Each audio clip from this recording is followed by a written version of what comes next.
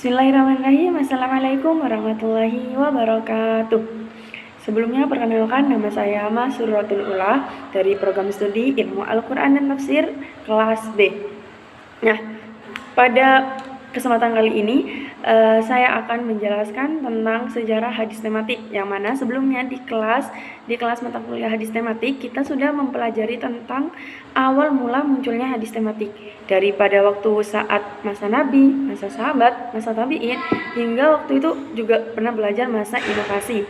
Nah, di sini saya akan menjelaskan kelanjutan dari sejarah hadis tematik, yaitu yang sudah saya tulis di sebuah bagan di dalam satu kertas ini. Nah, yaitu pada masa stagnasi, masa kebangkitan, hingga masa kemunduran dan perumusan keilmuan hadis tematik.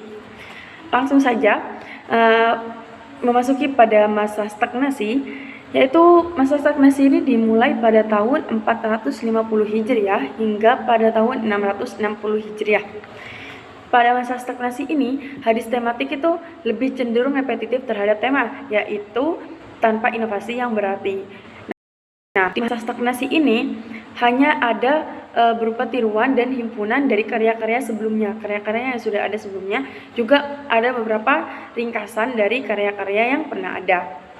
Nah, di masa stagnasi ini terdapat beberapa tema, yang diantaranya yang pertama, pengobatan ala Nabi. Nah, salah satu contoh pengobatan ala Nabi yaitu karyanya Diyauddin Al-Maqdisi dengan judul Al-Tib An-Nabawi.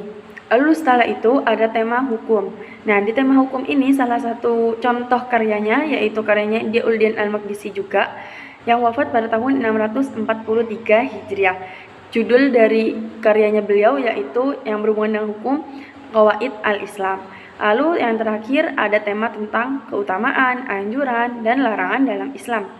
Nah, salah satu contoh karya dalam tema ini yaitu karyanya Ibnu Asakir yang wafat pada tahun 571 Hijriah dengan judul Fadl Syahr Ar-Ramadan.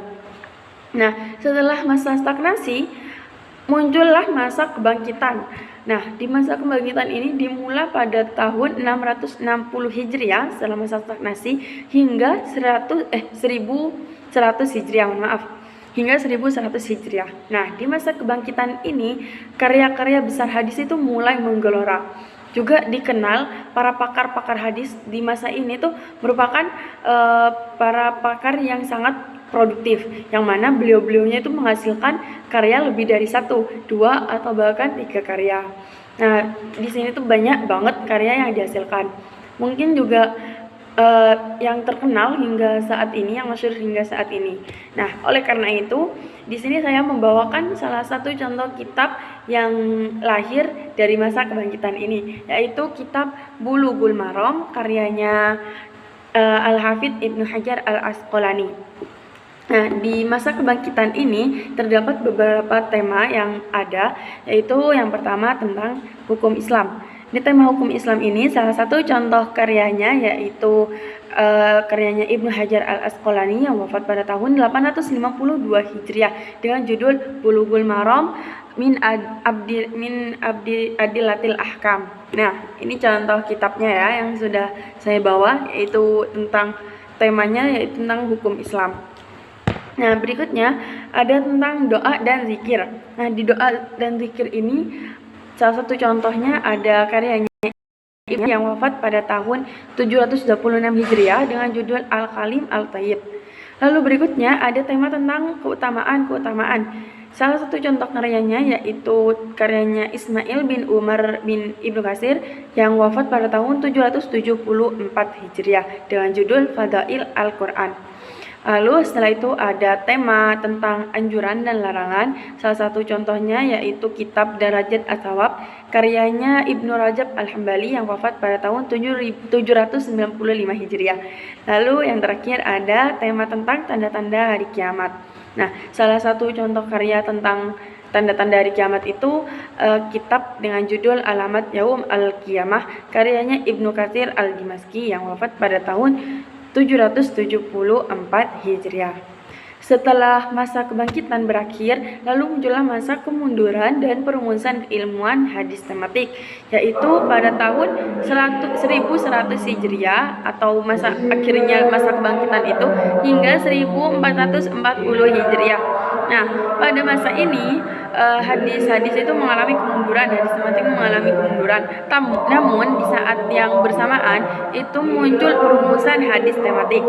Nah, pada masa ini para pakar itu tidak sebanyak masa sebelumnya dan juga tidak ada perkembangan yang sangat signifikan. Nah, beberapa tema yang ada pada kemunduran dan perumusan keilmuan hadis tematik ini yaitu yang pertama tentang fadhail atau keutamaan, lalu ada tema tentang at-targhib atau at-tarhib atau anjuran dan larangan dalam Islam, lalu yang terakhir ada fitan atau huru hara. Nah, beberapa contoh karya dalam pada masa ini yaitu karyanya Muhammad bin Abdullah yaitu judulnya Al-Kabair, terus Muhammad bin Abdullah Al-Wahhab, maksudnya mohon maaf sebelumnya. Lalu yang kedua ada karyanya Abdul Ghani An-Nablusi yaitu dengan judul Fadhail Asy-Syuhur wa Al-Ayyam. Lalu yang terakhir ada karyanya Asy-Syaukani dengan judul Tuhfah Az-Zakirin.